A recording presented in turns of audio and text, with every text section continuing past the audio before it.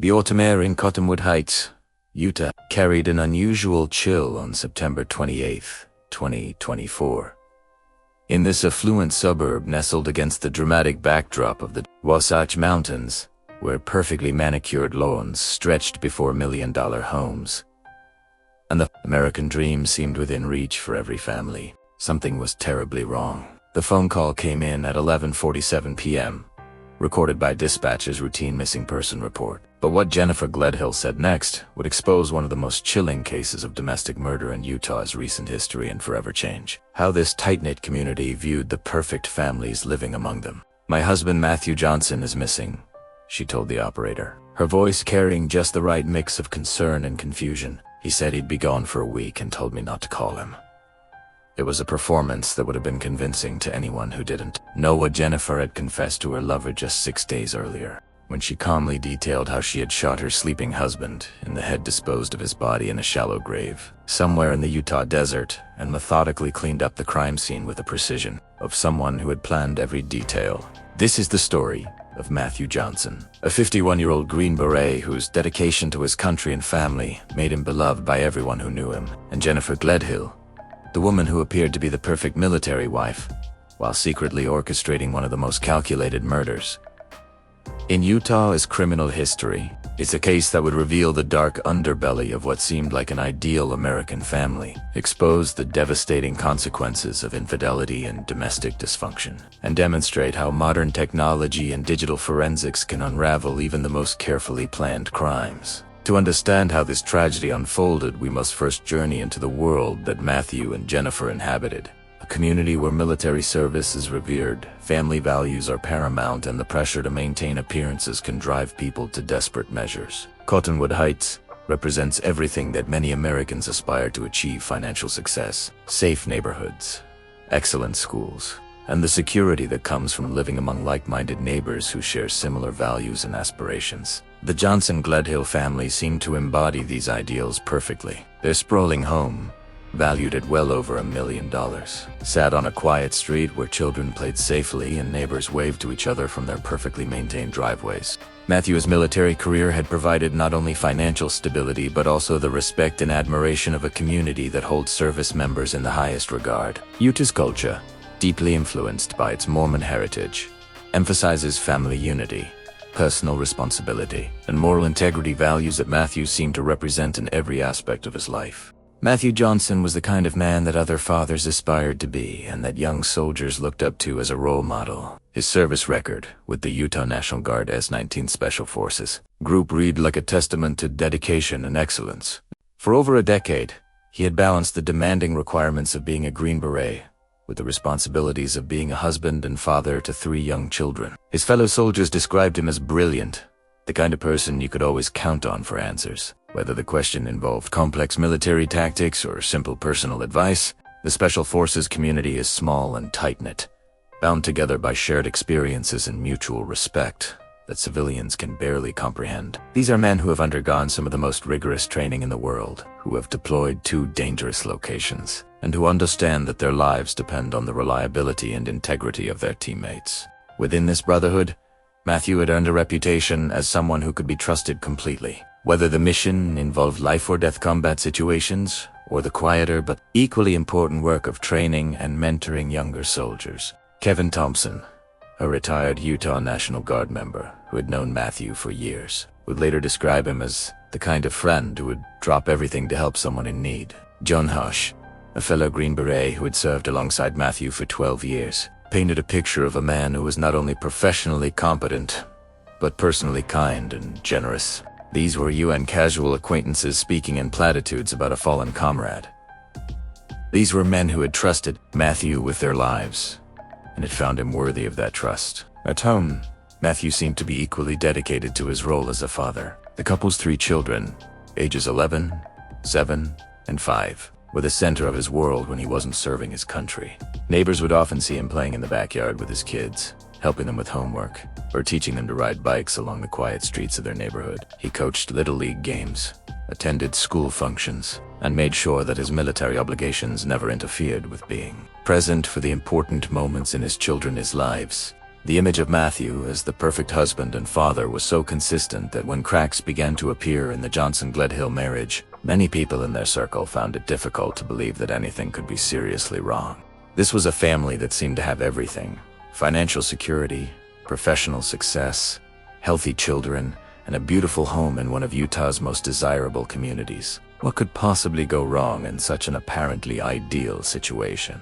Jennifer Gledhill, at 42, seemed to be the perfect complement to Matthew's steady reliability. She was attractive, intelligent, and appeared to embrace her role as a military wife with enthusiasm and grace. Many of Matthew's military friends described her as nice, kind of a homebody who was content to focus on raising their children while Matthew pursued his demanding career. She attended military social functions, participated in the informal support networks that help military families cope with the unique challenges of service life, and seemed to understand and accept the sacrifices that came with being married to a Special Forces soldier. The role of a military wife is not an easy one, particularly when married to someone in Special Forces. The training schedules are unpredictable and often intense. Deployments can come with little notice and extend for months at a time. Security requirements mean that there are aspects of a soldier's work that can never be discussed at home, creating a necessary but sometimes difficult emotional distance. The pressure to maintain family stability while a spouse is away, serves his country, requires strength, independence, and emotional resilience that not everyone possesses. Jennifer seemed to handle these challenges well, at least on the surface. She managed the household efficiently, maintained an active social life with other military wives, and appeared to provide the stable home environment that allowed Matthew to focus on his duties without worrying about problems at home. Their home was always immaculate when Matthew's colleagues visited. Their children were well-behaved and clearly loved, and Jennifer played the part of the supportive military wife with apparent ease. But beneath this carefully maintained exterior, something dark was growing. Court documents that would later be revealed during the investigation painted a very different picture of the Johnson-Gledhill marriage, one characterized by dysfunction, manipulation, and escalating conflict that had been building for months before it exploded into violence. The perfect family that neighbors and friends thought they knew was actually a powder keg of resentment, infidelity, and psychological abuse that was destined to detonate with tragic consequences. The first public sign that all was not well in the Johnson-Gledhill household came in July 2024, when the couple began seriously discussing divorce. This was on the amicable recognition that they had grown apart, that sometimes happens in long marriages. This was the kind of bitter, acrimonious breakdown that suggests deep-seated problems had been festering for years. Friends and family members who were aware of their marital problems described a relationship that had become toxic, with both parties bringing out the worst in each other. The psychological dynamics of their failing marriage would become crucial evidence in understanding how the situation escalated to murder. Matthew, despite his professional success and personal integrity, was apparently struggling to cope with Jennifer's increasingly erratic behavior and emotional volatility. Jennifer, for her part, seemed to resent Matthew's military obligations and the constraints they placed on her freedom and lifestyle choices. The combination of his growing frustration and her mounting resentment created a dangerous emotional cocktail that was about to explode. In August 2024, Jennifer took the dramatic step of filing for a temporary protective order against Matthew, claiming that she needed legal protection from her husband. This was a serious accusation that, if proven true, could have destroyed Matthew's military career and fundamentally altered the custody arrangements for their children. In the military community, domestic violence allegations are taken extremely seriously, and even unproven accusations can end a soldier's career and strip them of their security clearances. However, when the case came before 3rd District Commissioner Russell Minas, the evidence Jennifer presented told a very different story than the one she was trying to construct. Commissioner Minas, an experienced family court judge who had seen countless domestic violence cases, examined Jennifer's evidence with the careful attention that such serious allegations deserve. What he found was not evidence of an abusive husband terrorizing his wife, but rather a pattern of behavior that suggested Jennifer herself was the primary aggressor in their domestic conflicts. The videos that Jennifer submitted as evidence of Matthew's alleged abuse actually showed her as unafraid and equally confrontational toward him. Rather than depicting a frightened wife cowering before an abusive husband, the recordings revealed someone who was willing and able to engage in heated arguments and give as good as she got. Even more damaging to Jennifer's claims were text messages between the couple that Commissioner Minas described as Jennifer, repeatedly berating, belittling, and demeaning Matthew, and attempting to goad him into a violent response. This pattern of behavior, where one party in a domestic dispute attempts to provoke the other into reactions that can then be used as evidence of abuse, is unfortunately not uncommon in bitter divorce proceedings. What made Jennifer's behavior particularly concerning was the calculated nature of her provocations and her apparent willingness to use the legal system as a weapon against her husband. She seemed to understand that in domestic violence cases, the initial accusation often carries more weight than the eventual truth, and that merely filing for a protective order could damage Matthew's reputation and military career, regardless of the ultimate outcome. On September 16, 2024, just 5 days before the murder that would end Matthew's life, Commissioner Minas made a decision that would prove to be both legally correct and tragically prophetic. After carefully reviewing all the evidence Jennifer had presented, he dismissed her petition for a protective order, finding that no abuse had actually occurred. His written ruling contained language that now seems hauntingly present. The conduct of the parties over the past several months is representative of a highly dysfunctional marriage, bringing out the worst in the parties, clearly suggestive that an action for divorce should have been filed long before reaching the current state of affairs. Commissioner Minas had correctly identified that this was not a case of domestic violence, but rather a marriage that had deteriorated to the point where both parties were engaging in destructive behavior. His recommendation that they should have filed for divorce much earlier reflected his understanding that their relationship had reached a point where legal separation was the only reasonable solution. What he couldn't have known was that Jennifer had already decided that divorce proceedings would never be necessary, because she had made other plans for resolving their marital problems permanently.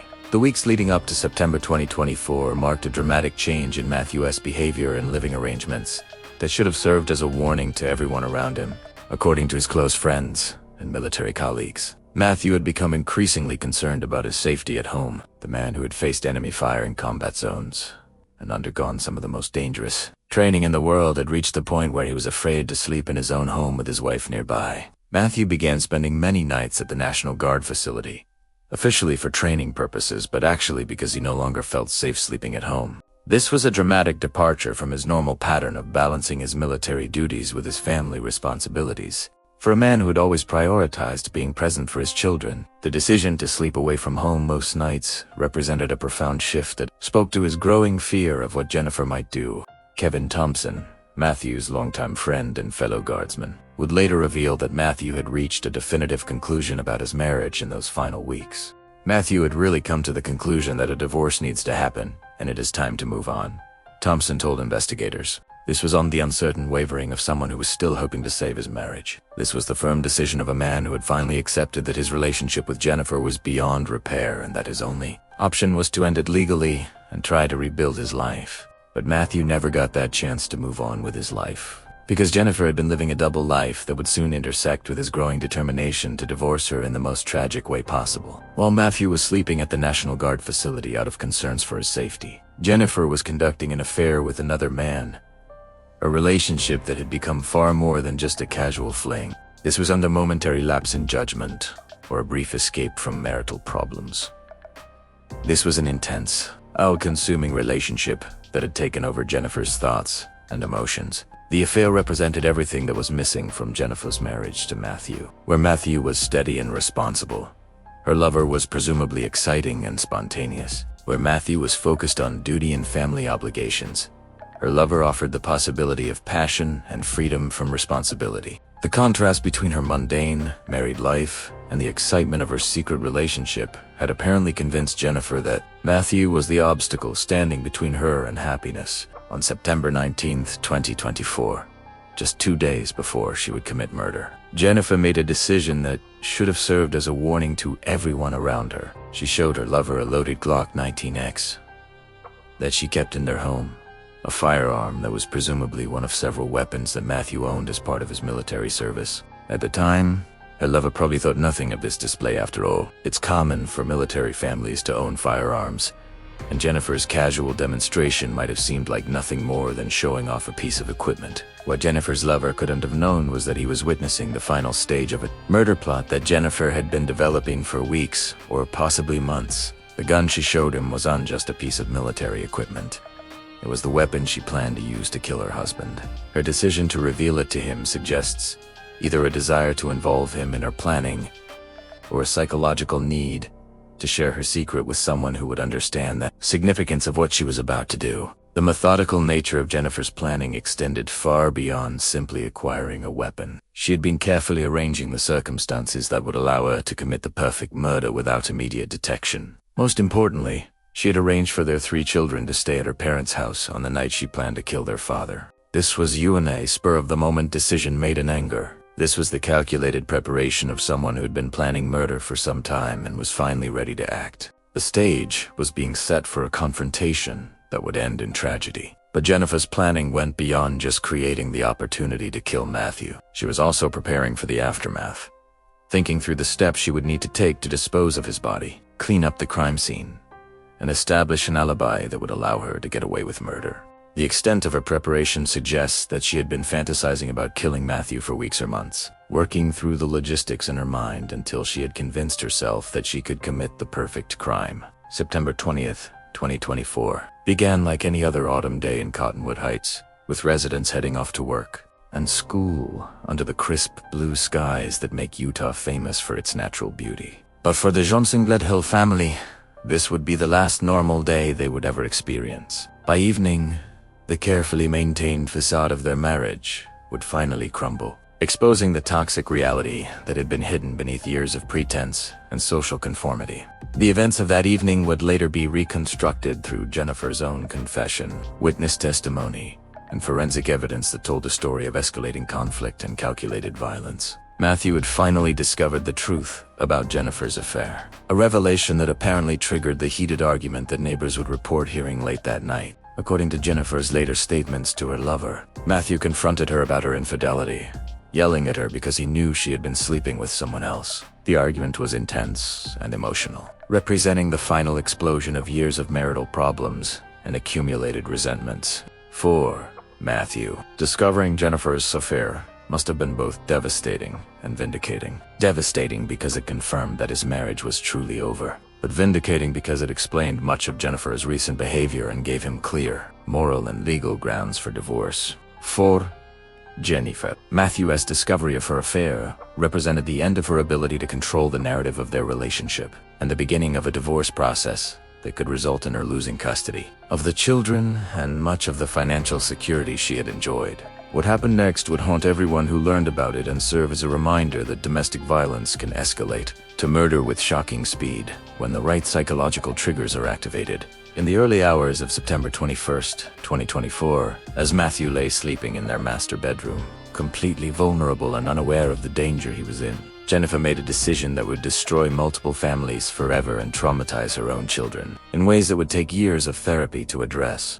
She took Matthew's own 9mm handgun, the weapon he had trusted her to have access to for home defense, and shot her husband in the head while he slept. It was an act of such cold-blooded calculation that it defied everything their friends and neighbors thought they knew about Jennifer Gledhill. This wasn't a crime of passion committed in the heat of argument. This was premeditated murder, carried out with the ruthless efficiency of someone who had been planning every detail for weeks. The murder of Matthew Johnson was not the impulsive act of a woman driven to desperation by an abusive husband. It was the calculated execution of a plan that Jennifer Gledhill had been developing for weeks, perhaps months, with the cold precision of someone who believed she could commit the perfect crime. What happened in the early morning hours of September 21st, 2024 would reveal Jennifer not as the victim she had portrayed herself to be in court documents, but as a methodical killer who was willing to destroy her own family to get what she wanted. According to Jennifer's own confession to her lover, she waited until Matthew was in the deepest stage of sleep before entering their master bedroom with his own handgun. The choice of weapon was both practical and symbolic. Practical because using Matthew's own gun would make it easier to claim self-defense if her original cover-up plan failed, and symbolic because she was literally turning his military service against him. For a Green Beret who had spent his career protecting others, being killed with his own weapon represented a particularly cruel irony. The forensic evidence that would later be collected from the crime scene told a story that corroborated Jennifer's confession in chilling detail. Matthew had been shot once in the head while lying in bed, the bullet trajectory indicating that he never woke up before he died. The blood spatter patterns and the position of his body confirmed that he had been completely defenseless when Jennifer pulled the trigger. There were no signs of a struggle, no evidence that Matthew had tried to defend himself, and no indication that he had even been aware of what was happening to him. For Jennifer, the murder itself was only the beginning of what would prove to be an exhaustively planned cover-up operation. What she did next revealed the depth of her preparation and the extent to which she had thought through every aspect of disposing of her husband's body and eliminating evidence of her crime. This was on the panicked reaction of someone who had committed murder in the heat of passion. This was the methodical execution of a plan that she had been rehearsing in her mind for weeks. According to her confession, Jennifer Eske's first task was moving Matthew Eske's body from their bedroom to a location where she could load it into a vehicle for disposal. At 51 years old, and with the muscular build typical of Special Forces soldiers, Matthew probably weighed close to 200 pounds of dead. Moving his body would have required significant physical effort and careful planning to avoid leaving evidence throughout the house. Jennifer later told her lover that she had put Matthew's body into a rooftop storage container, then slid it down the stairs of their home before loading it into the back of their minivan. The image of Jennifer struggling to move her husband's lifeless body through their family home is almost too disturbing to contemplate. This was the same house where their 3 children had played and laughed, where Matthew had read bedtime stories and helped with homework, where the family had celebrated birthdays and holidays together. Now it had become a crime scene where Jennifer was methodically erasing all evidence of the life they had built together. The physical demands of moving Matthew's body would have left Jennifer exhausted and covered in blood, but her work was far from over. She still needed to dispose of evidence that could link her to the crime, establish an alibi for Matthew's absence, and create a plausible story that would explain his disappearance. The fact that she was able to complete all of these tasks suggests that she had spent considerable time planning every aspect of the operation.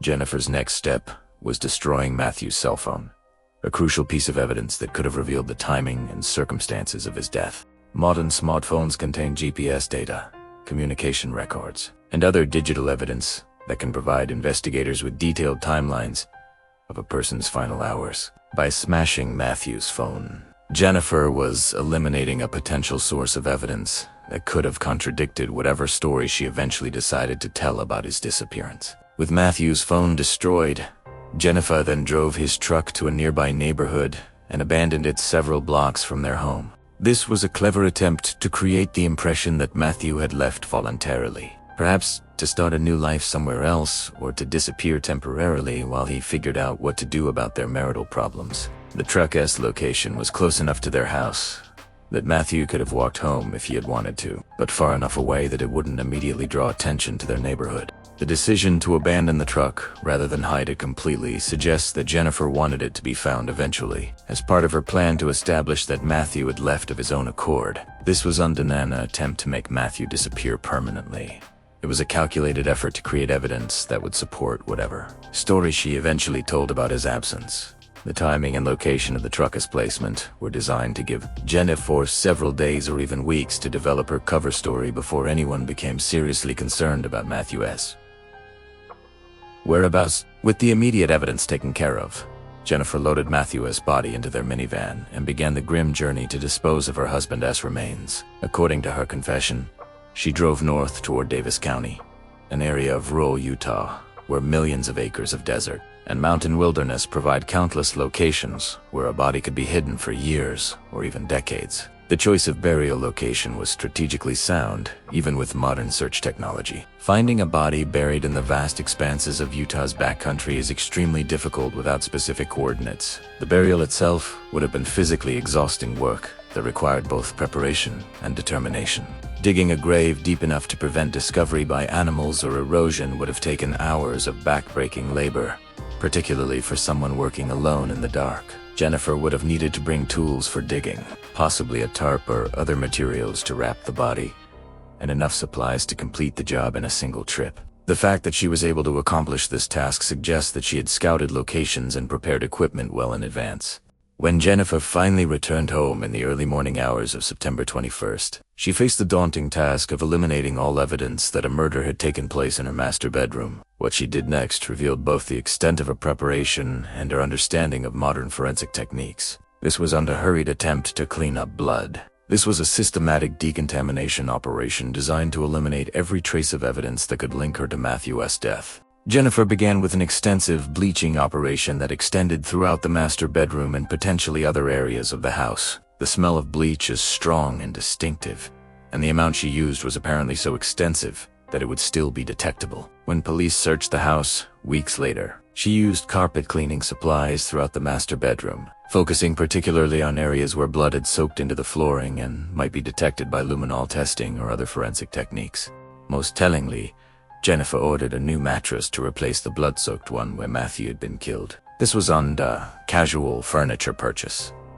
This was the elimination of the most significant piece of physical evidence from the crime scene. The timing of the mattress order, placed just 3 days after the murder and its arrival 2 days later, demonstrated both Jennifer's urgency in destroying evidence and her confidence that she had enough time to complete her cover-up before anyone became suspicious of Matthew's absence. The extent of Jennifer's cleanup operation suggests that she understood modern forensic techniques well enough to know what evidence she needed to eliminate. She apparently realized that simply cleaning blood with household products would be sufficient to prevent detection by police investigators. So she undertook a systematic decontamination that included bleaching surfaces, replacing carpeting, and disposing of any materials that might contain biological evidence. But Jennifer's most critical mistake was also her most revealing: her need to share her secret with someone who would understand the magnitude of what she had accomplished. On September 22nd, less than 24 hours after committing murder and disposing of Matthew's body, Jennifer showed up at her lover's home with a confession that would ultimately lead to her arrest and conviction. The decision to confess to a lover reveals important insights into Jennifer's psychological state and her motivations for committing murder. This was on someone who was racked with guilt about what she had done. This was someone who was proud of her accomplishment and wanted to share it with the person she believed would appreciate her sacrifice for their relationship. Jennifer apparently viewed Matthew's murder not as a crime but as a necessary step that cleared the way for her to pursue her affair without the complications of divorce proceedings. According to the testimony that would later emerge during the investigation, Jennifer's confession was detailed and matter-of-fact. She told her lover everything: how she'd killed Matthew while he slept, how she had disposed of his body in a shallow grave, and how she had methodically cleaned up the crime scene to eliminate evidence. The man she was confessing to noticed bruises on Jennifer's body during their conversation, and when he asked about them, she casually explained that she had gotten them while burying her husband and cleaning the house. The casual nature of Jennifer's explanation for her injuries provides a chilling glimpse into her psychological state. She was discussing the physical toll of murder and body disposal as if she were explaining how she had gotten bruised while doing yard work or moving furniture. There was no apparent remorse, no indication that she understood the enormity of what she had done, and no recognition that she had destroyed not only Matthew's life, but the lives of their 3 children as well. Jennifer's lover was understandably terrified by what he had heard. The woman he thought he knew, someone he had presumably been attracted to for her intelligence and sophistication, had just confessed to cold-blooded murder with an almost casual demeanor. He was faced with the horrifying realization that his affair had apparently motivated Jennifer to kill her husband, making him an unwitting accessory to one of the most calculated murders in Utah's recent history. The psychological dynamics of Jennifer's confession reveal important insights into her personality and motivations. She apparently needed validation for what she had done, confirmation that her lover understood and appreciated the sacrifice she had made for their relationship. This wasn't a confession born of guilt or remorse. This was a request for approval and admiration from someone she expected would be grateful for her actions. The response Jennifer received was not what she had apparently expected. Rather than gratitude or admiration, her lover was frightened by her confession and disturbed by her casual attitude toward murder. His fear prompted him to make a decision that would ultimately bring Jennifer's carefully planned crime crashing down around her. He decided to record their next phone conversation to document what she had told him. The recorded conversation that followed would become one of the most haunting pieces of evidence in the case. When Jennifer's lover told her that he was frightened by what she had confessed, her response revealed the depth of her psychological detachment from reality and her complete dehumanization of her husband. "Wow, if you think I could even hurt a fly," she said, he hoosed. He's not a person. He wasn't a person anymore. He wasn't mad. The cold detachment in Jennifer's voice was unmistakable to anyone who heard the recording. She had dehumanized Matthew so completely that his death meant nothing to her. This was on someone who had killed in self-defense or in the heat of passion. This was someone who had convinced herself that her husband didn't deserve to live, and that killing him was not only justified but necessary for her happiness. Jennifer's disturbing revelations didn't stop with her dehumanization of Matthew. When her lover asked if she would be afraid if their situations were reversed, Jennifer replied, "Not if I deserved it." This response suggested that she believed Matthew had somehow deserved to be murdered, presumably for the crime of discovering her affair and wanting to divorce her. In Jennifer's twisted logic, Matthew's desire to end their marriage had made him worthy of death. Even more chilling was Jennifer's philosophical justification for what she had done. "I always preached that I was like the Queen of Hearts in my past lives, because I am like off with their heads," she told her lover. "I'm like, if we could just round up the scum of this earth and put them on an island or just kill them all, I could ship this country back to a good place."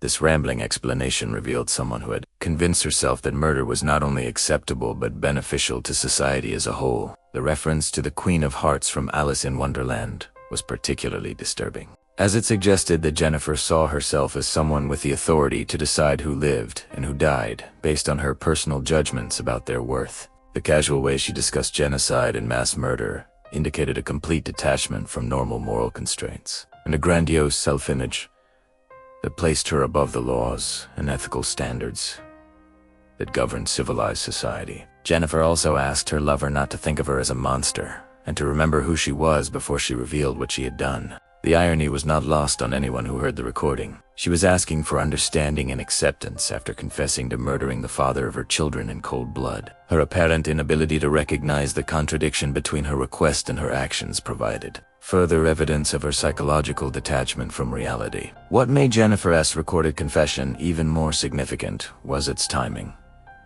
It took place before Matthew was officially reported missing.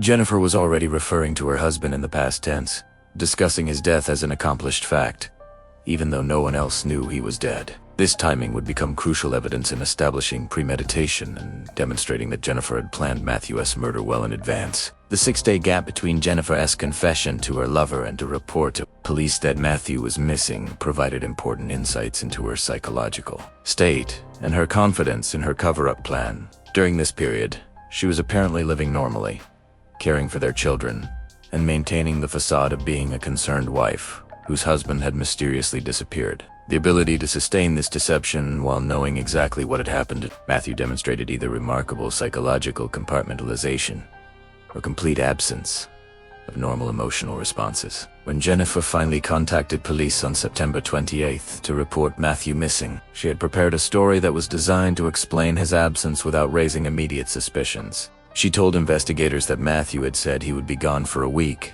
and had specifically told her not to call him. This explanation was clever because it provided a reasonable timeline for his absence and established that she was not expected to be in contact with him. However, Jennifer had made a critical error in her timing. The Utah National Guard had already begun searching for Matthew when he failed to report for duty on September 23rd, just 2 days after his murder. Military organizations take unexplained absences very seriously, particularly when they involve special forces personnel who have access to classified information and sensitive military equipment. Matthew's failure to report for duty or respond to communications from his unit immediately triggered official concern and investigation procedures. The military's early involvement in searching for Matthew would prove to be a significant factor in ultimately solving the case. Unlike civilian missing person investigations, which sometimes develop slowly, the military's systematic approach to locating missing personnel meant that resources were deployed quickly and comprehensively. The National Guard's search efforts would eventually intersect with a civilian police investigation in ways that provided crucial evidence and testimony. But unbeknownst to Jennifer, her lover had been methodically collecting evidence against her from the moment she made her confession.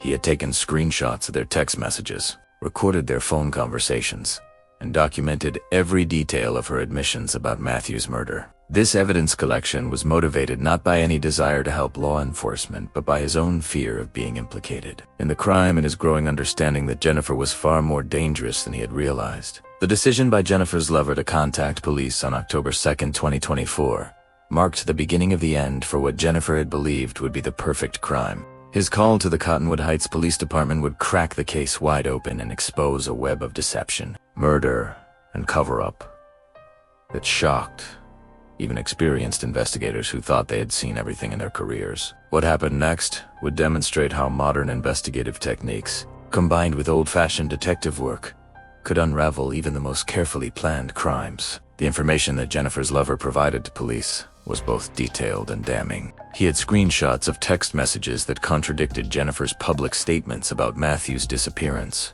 He had recordings of phone conversations in which Jennifer had confessed to murder with casual indifference. Most importantly, he had a timeline that established Jennifer's knowledge of Matthew's death days before she reported him missing to authorities. Detective work in the 21st century involves far more than interviewing witnesses and collecting physical evidence. Modern investigations rely heavily on digital forensics, GPS tracking, cell phone records, and electronic communications that create detailed records of people's movements and activities. Jennifer had committed her crime in an era when it is almost impossible to move through the world without leaving electronic traces that can be analyzed and reconstructed by skilled investigators. The Cottonwood Heights Police Department, while serving a relatively affluent and low-crime community, was equipped with the kind of modern investigative tools and techniques that would prove crucial in building a case against Jennifer. The department had experience with complex investigations and access to state and federal resources that could provide specialized expertise in areas like digital forensics, DNA analysis, and crime scene reconstruction. When police executed their search warrant on the Johnson-Gledhill home on September 28th, they discovered a scene that told a very different story than the one Jennifer had been telling. Despite her extensive cleanup efforts, the master bedroom revealed evidence of violence that contradicted her claims about Matthew's voluntary disappearance. The house that had once been the symbol of a successful military family had become a crime scene that would provide crucial evidence in a murder prosecution. In the master bedroom, investigators found a large blood-stained spot in the carpet underneath the bed, exactly where Jennifer had told her lover that Matthew had been shot. The blood was also found on the bed frame slats, providing corroborating evidence for a confession about the location and method of the murder. The positioning of the bloodstains was consistent with someone being shot while lying in bed, supporting the theory that Matthew had been killed while he was sleeping and unable to defend himself. The house reeked of bleach, evidence of Jennifer's systematic cleanup operation. Investigators found reddish-brown spots on the walls, bed frame, and blinds that had apparently survived her decontamination efforts. These spots would later be tested and confirmed to be Matthew's blood, providing scientific proof that he had been killed in the master bedroom despite Jennifer's extensive attempts to sanitize the scene. The overwhelmingly strong smell of bleach throughout the house suggested that Jennifer had used industrial quantities of cleaning supplies in her desperate attempt to eliminate forensic evidence. But modern forensic science has developed techniques that can detect blood evidence even after extensive cleaning with bleach and other chemicals. The discovery of Matthew's blood in multiple locations throughout the master bedroom provided investigators with crucial physical evidence that corroborated the confession Jennifer had made to her lover. Crime scene analysts were able to determine the approximate position Matthew had been in when he was shot, the direction of blood spatter, and the sequence of events that had followed the shooting. The pattern of evidence told a story that matched Jennifer's confession in disturbing detail. Perhaps even more significant than the blood evidence was what investigators didn't find in the house.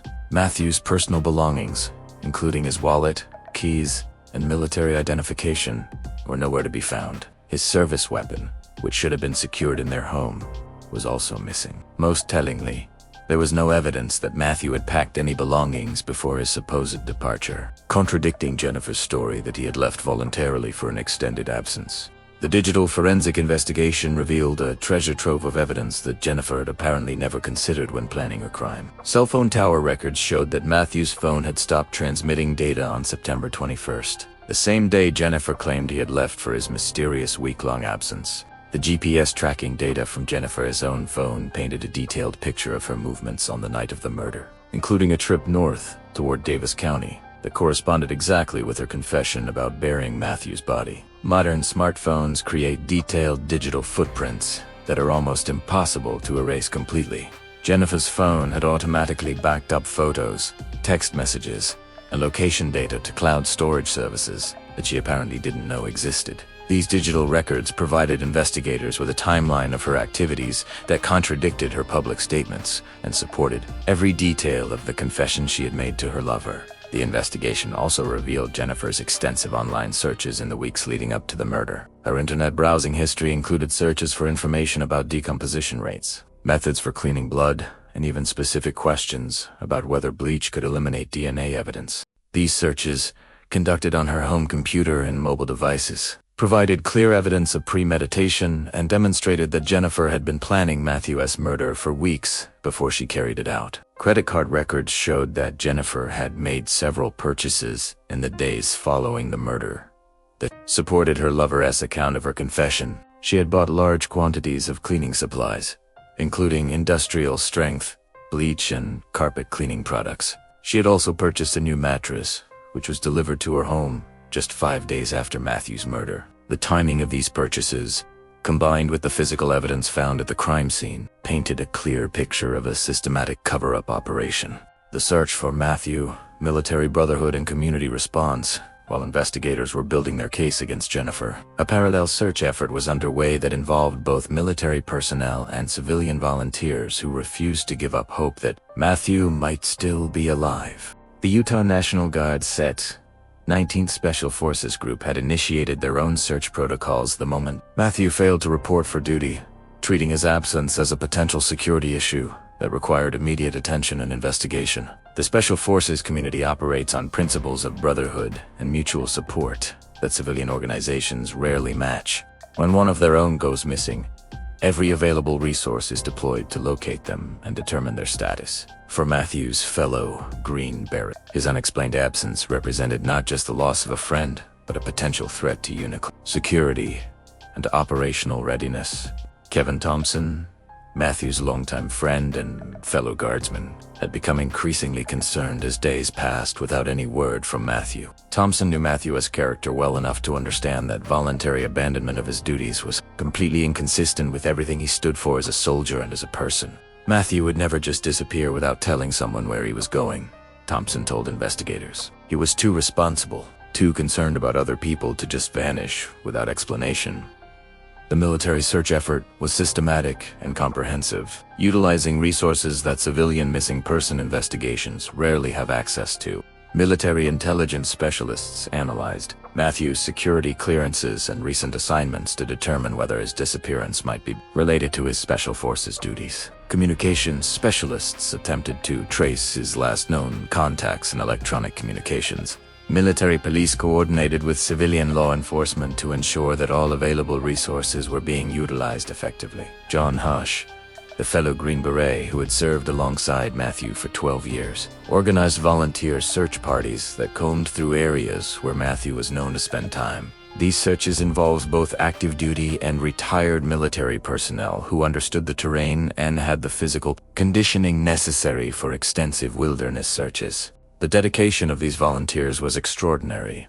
They spent their weekends and leave time searching remote areas of Utah's mountains and deserts, following up on every possible lead and investigating every reported sighting. The community response to Matthew's disappearance reflected the deep respect he had earned through his military service and his involvement in local activities. Neighbors who had watched him coach Little League games and attend school functions organized their own search efforts. Parents whose children had been on Matthew's teams distributed flyers and contacted local media outlets to raise awareness about his disappearance. Social media campaigns organized by community members and military families reached thousands of people throughout Utah and neighboring states. Matthew's photograph was shared widely on Facebook, Twitter, and other platforms, accompanied by detailed descriptions and requests for information about his whereabouts. The response was immediate and overwhelming hundreds of people who had never met. Matthew personally shared his information and offered to help with search efforts. Local businesses in Cottonwood Heights donated resources to support the search efforts. Restaurants provided food for volunteer search teams. Equipment rental companies loaned GPS devices and communication equipment. Printing companies produced thousands of flyers without charge. The outpouring of community support demonstrated the impact Matthew had made on everyone who knew him. But even as these search efforts were gaining momentum, investigators were becoming increasingly convinced that they were looking for a victim of homicide rather than a missing person. The evidence collected from Jennifer's house, combined with the testimony of her lover, painted a clear picture of premeditated murder. The challenge now was locating Matthew's body and building a case that would stand up in court. Chapter 6. The Arrest. Confronting a Calculated Killer. On October 4th, 2024, Jennifer Gledhill was arrested at her home and charged with aggravated murder in connection with Matthew's death. The arrest came after investigators had spent several days verifying the evidence provided by her lover and building a comprehensive case that they believed would result in conviction. The moment police officers placed handcuffs on Jennifer marked the end of her freedom and the beginning of a legal process that would ultimately determine whether she would spend the rest of her life in prison. The arrest warrant detailed charges that reflected the calculated nature of Jennifer's crime. Aggravated murder in Utah carries the possibility of life imprisonment without parole or even the death penalty, depending on the specific circumstances and the prosecutor's decisions about how to proceed. The charges indicated that investigators believed they had sufficient evidence to prove not only that Jennifer had killed Matthew, but that she had done so with premeditation and in an especially heinous manner. Jennifer's reaction to her arrest was reportedly calm and controlled, consistent with the psychological profile that had emerged during the investigation.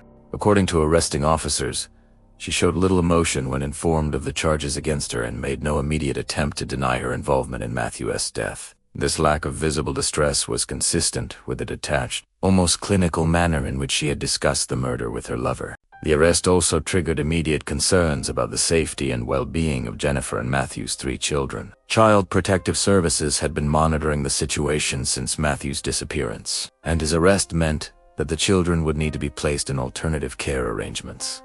The psychological trauma these children had already experienced, losing their father and then discovering that their mother had killed him, was almost incomprehensible to the social workers and counselors assigned to their case. In the days following Jennifer's arrest, additional details about the case began to emerge that provided further insights into her psychological state and her planning for the murder.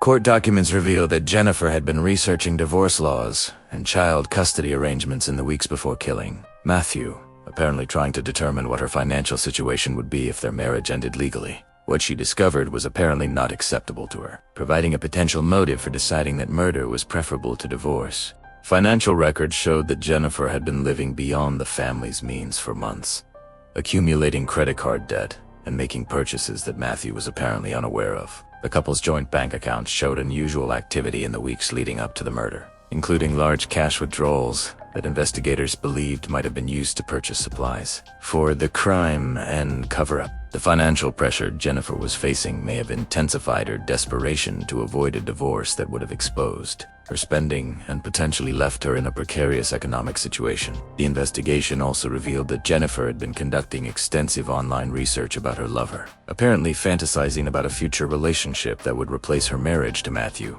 Her browser history showed that she had been researching his background, his family, and his financial situation with the kind of detailed attention that suggested she was planning a long-term relationship. This research provided additional evidence that Matthew's murder was not a spontaneous act, but part of a calculated plan to eliminate obstacles to her desired future. Chapter 7. The community reckons with betrayal. The arrest of Jennifer Gledhill sent shockwaves through the tight-knit community of Cottonwood Heights and the broader military community that had known and respected Matthew Johnson. For neighbors who had lived next to the family for years, the revelation that Jennifer had murdered her husband was almost impossible to process. This was a woman they had chatted with at school functions, who had seemed like a devoted mother and military wife, who had appeared to embody the values and stability that their community prized. The psychological impact on the community was profound and lasting. Parents struggled to explain to their children why their friend's mother was in jail and why their friend's father would never be coming home. Teachers and school counselors found themselves dealing with traumatized children who were trying to understand how someone they trusted could have done something so terrible. The sense of safety and security that had defined life in Cottonwood Heights was shattered by the realization that evil could hide behind the most ordinary appearances. For Matthew's military colleagues, Jennifer's crime represented a particular kind of betrayal that struck at the heart of everything they believed about honor, loyalty, and family. Military families are supposed to be sources of strength and support that allow service members to focus on their duties without worrying about problems at home. The idea that a military wife could murder her husband while he slept violated fundamental assumptions about trust and safety that are essential to military culture. The Special Forces community rallied around Matthew's memory and his children in ways that demonstrated both their grief and their determination to ensure that his sacrifice would not be forgotten. Fundraising efforts were organized to support the children's education and counseling needs. Memorial services were held both locally and at military installations where Matthew had served. His fellow Green Berets spoke publicly about his character and service, ensuring that his legacy would be defined by his contributions to his country rather than by the circumstances of his death. The case also sparked broader discussions about domestic violence in military families and the unique pressures that military service can place on marriages and relationships. While Matthew was clearly the victim rather than the perpetrator of domestic violence, his death highlighted the need for better support systems for military families dealing with marital problems and the importance of recognizing warning signs before situations escalate to violence. Mental health professionals who work with military families noted that the pressures of military life, the frequent relocations, security requirements that limit communication about work, can exacerbate existing relationship problems and create new sources of stress. The stigma associated with seeking help for marital problems can prevent military families from accessing resources that might help them resolve conflicts before they become dangerous. Chapter 8. The search for justice. Legal proceedings began as Jennifer Gledhill's case moved through the Utah court system. Prosecutors faced the challenge of proving premeditated murder in a case where the victim's body had not been recovered. While Jennifer's confession to her lover provided crucial evidence, building a case that would convince a jury required extensive corroborating evidence and careful legal strategy that addressed potential defense arguments. The prosecution team, led by experienced prosecutors from the Salt Lake County District Attorney's Office, understood that this would be one of the most high-profile murder cases in recent Utah history. The combination of the military victim, the affluent community where the crime occurred, and the calculating nature of the defendant meant that public attention would be intense and sustained throughout the legal proceedings. Jennifer's defense team faced the difficult task of representing a client whose own recorded statements had provided detailed confessions to murder. The challenge was not necessarily to prove innocence, but to find legal strategies that might result in reduced charges or mitigating factors that could affect sentencing. Possible defense strategies might include claims of arguments about Jennifer's mental state at the time of the crime, or attempts to challenge the admissibility of evidence obtained from her lover. The legal proceedings were complicated by the fact that Matthew's body had not been recovered despite extensive search efforts. While Utah law does not require the discovery of a victim's body to prove murder, prosecutors knew that juries are often more convinced by cases where physical evidence of death is available. The lack of Matthew's remains meant that the prosecution would need to rely heavily on Jennifer's own admissions and the forensic evidence collected from their home. Preliminary hearings revealed the strength of the prosecution's case and the challenges facing Jennifer's defense team. The recorded conversations between Jennifer and her lover were particularly damaging because they captured her describing the murder in her own words with no apparent coercion or influence from law enforcement. The casual, matter-of-fact tone of her admissions would be difficult for any defense attorney to explain away or justify. The case also raised important legal questions about the use of recordings made by private citizens rather than law enforcement officers. Jennifer's lover had recorded their conversations without her knowledge and without any involvement from police, creating potential issues about the admissibility of the evidence. Defense attorneys argued that these recordings violated Jennifer's privacy rights and should be excluded from trial, while prosecutors maintained that private citizens have the legal right to record conversations they are involved in. Digital evidence continued to play a crucial role in building the prosecution's case. Cell phone records, GPS tracking data, internet search histories, and financial records all provided pieces of the puzzle that supported the prosecution's theory of premeditated murder. This electronic evidence was particularly valuable because it was difficult to manipulate or explain away, providing objective data about Jennifer's activities and intentions in the weeks surrounding the murder. Chapter 9. The Psychology of a Killer. Understanding Jennifer Gledhill. As the legal proceedings unfolded, mental health professionals and criminal psychologists began analyzing Jennifer Gledhill's behavior and statements to understand what had motivated her to commit such a calculated and brutal crime. The psychological profile that emerged painted a picture of someone who had developed a dangerously distorted view of reality and her own importance that allowed her to justify murder as an acceptable solution to her personal problems. Jennifer S. recorded statements to her lover revealed several concerning psychological patterns that are often associated with individuals who commit premeditated murder. Her dehumanization of Matthew, referring to him as not a person anymore, demonstrated the kind of psychological distancing that allows killers to overcome normal moral inhibitions against taking human life. This dehumanization process is often seen in cases where perpetrators need to justify their actions to themselves by convincing themselves that their victims somehow deserve to die. Her grandiose statements about being the Queen of Hearts and her casual discussion of genocide and mass murder suggested possible narcissistic personality traits that had developed two dangerous extremes. Individuals with severe narcissistic tendencies often view other people as obstacles to their desires, rather than as human beings with inherent worth and dignity. When combined with a lack of empathy and poor impulse control, these traits can create a psychological profile that is capable of extreme violence. The calculating nature of Jennifer's crime planning also suggested high levels of cognitive function and strategic thinking, indicating that her actions were not the result of mental illness that impaired her ability to understand right from wrong. Her extensive research into crime scene cleanup, a careful timing of the murder to ensure the children were away from home, and her systematic approach to establishing an alibi all demonstrated that she understood the legal and moral implications of her actions, and had chosen to proceed anyway. Mental health professionals noted that Jennifer's affair may have played a crucial role in her psychological deterioration.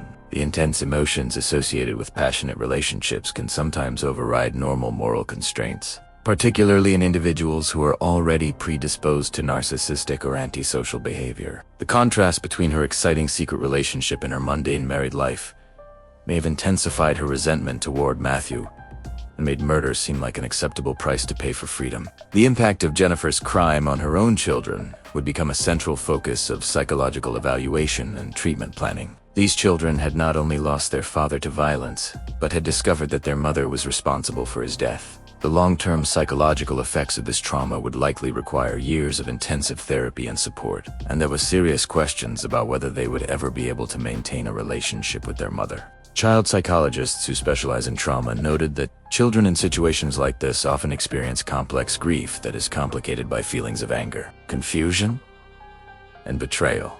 Unlike children who lose parents to accidents or illness, these children had to process the reality that one parent had deliberately killed the other, destroying their family structure and their basic sense of safety and trust in the world. Chapter 10. The search continues. Finding Matthew's remains. Even as Jennifer Gledhill's legal case progressed through the courts, the search for Matthew Johnson's body continued with renewed urgency and focus. Jennifer's confession to her lover had provided general information about the location where she had buried Matthew, somewhere in Davis County, north of Salt Lake City. But the area she described encompassed hundreds of square miles of rugged desert and mountain terrain. The search efforts were coordinated between multiple law enforcement agencies, including the Cottonwood Heights Police Department, the Davis County Sheriff's Office, and the Utah National Guard.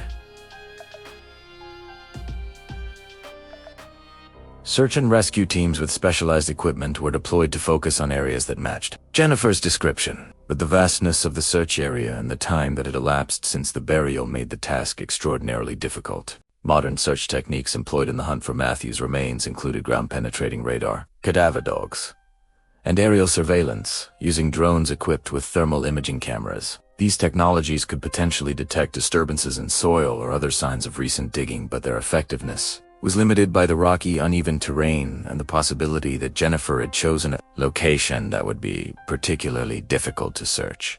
The Utah National Guard contributed significant resources to the search effort, including personnel familiar with the terrain and specialized equipment designed for wilderness operations.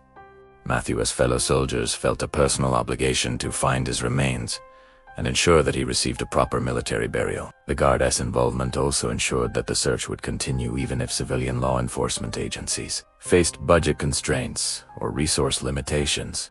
Volunteers from the community continued to participate in organized search efforts, often focusing on areas that official search teams had not yet covered. These civilian volunteers brought local knowledge of the terrain and hiking trails that might have been overlooked by law enforcement. Their dedication was remarkable.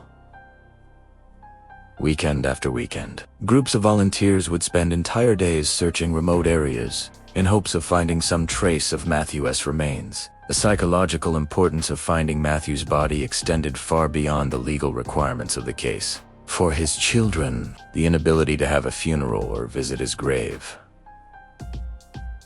complicated their grieving process and made it difficult for them to find closure. For his military colleagues, the thought that Matthew's remains were lying unrecovered in the desert was unacceptable and motivated continued search efforts. Despite the passage of time, the search also faced challenges from Utah's harsh weather conditions. Desert temperatures that could exceed 100 degrees in summer made search efforts dangerous for volunteers and limited the hours when search teams could operate safely. Winter conditions brought snow and ice that made many areas inaccessible until spring thaw. These seasonal limitations meant that the search would likely continue for years unless Jennifer provided more specific information about the burial location. Despite these challenges, law enforcement officials remained optimistic that Matthew's remains would eventually be found. Similar cases in Utah's history had shown that even bodies buried in remote locations could be discovered years later through persistent search efforts and advances in detection technology. The commitment of resources to this search reflected both the seriousness with which Utah law enforcement treats homicide cases and the respect that Matthew had earned through his military service. Epilogue: Justice, Memory, and the Cost of Evil. The murder of Matthew Johnson by his wife, Jennifer Gledhill, represents one of the most chilling cases of domestic violence in Utah.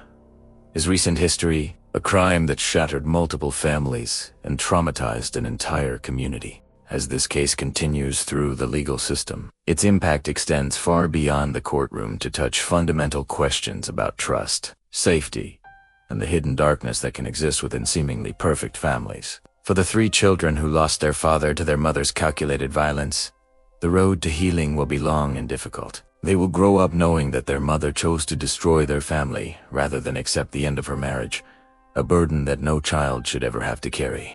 The psychological support they will require represents a lifetime commitment from the extended family members, counselors, and community supporters who are determined to help them build meaningful lives despite their traumatic beginning. The impact on Matthew's military colleagues and the broader Special Forces community will also be long. The brotherhood that binds these soldiers together has been tested by the realization that even those they trust most completely can be capable of unimaginable betrayal. Matthew's death serves as a reminder that the dangers they face are not limited to combat zones and foreign deployments, but can exist in their own homes with the people they love most. For the community of Cottonwood Heights, Jennifer Eskram has forced residents to confront uncomfortable truths about the limitations of appearances and the impossibility of truly knowing what goes on behind closed doors. The neighborhood where children once played safely and neighbors trusted each other implicitly will never feel quite the same. Parents are more cautious, neighbors are more watchful, and everyone is more aware that evil can hide behind the most ordinary facades. The case has also highlighted the crucial importance of digital evidence in modern criminal investigations. Jennifer's belief that she could commit the perfect crime was ultimately undone by the electronic traces that she left behind. Cell phone records, internet searches,